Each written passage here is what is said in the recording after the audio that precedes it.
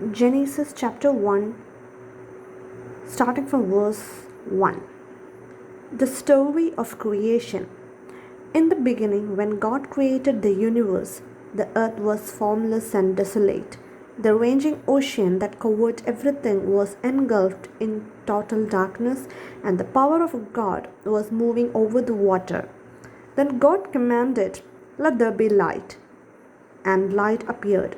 God was pleased with what he saw. Then he separated the light from the darkness, and he named the light day and the darkness night. Evening passed, and morning came. That was the first day. Then God commanded, "Let there be a dome to divide the water and to keep it in two separate places." And it was done. So God made a dome, and it separated the water under it from the water above it. He named the dome Sky. Evening passed and morning came. That was the second day. Then God commanded, "Let the water below the sky come together in one place, so that the land will appear." And it was done. He named the land Earth, and the water which had come together he named Sea. And God was pleased with what he saw. Then he commanded, "Let the earth produce all kinds of plants, those that bear grain and those that bear fruit." And it was done. So the earth produced all kinds of plants, and God was pleased with what he saw. Evening passed, and morning came. That was the third day.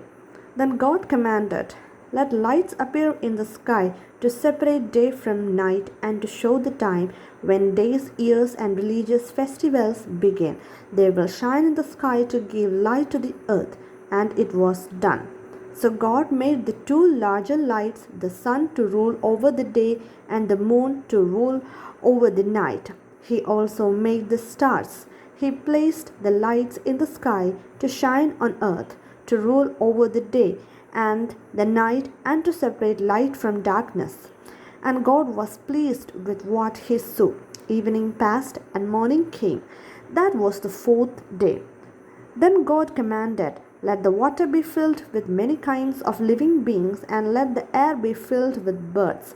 So God created the great sea monsters, all kinds of creatures that live in the water, and all kinds of birds. And God was pleased with what he saw. He blessed them all and told the creatures that live in the water to reproduce and to fill the sea. And he told the birds to increase in number. Evening passed and morning came. That was the fifth day. Then God commanded, "Let the earth produce all kinds of animal life, domestic and wild, large and small." And it was done. So God made them all, and he was pleased with what he saw. Then God said, "And now he will make human beings. They will be like us and resemble us. They will have power over the fish, the birds, and all animals, domestic and wild, large and small."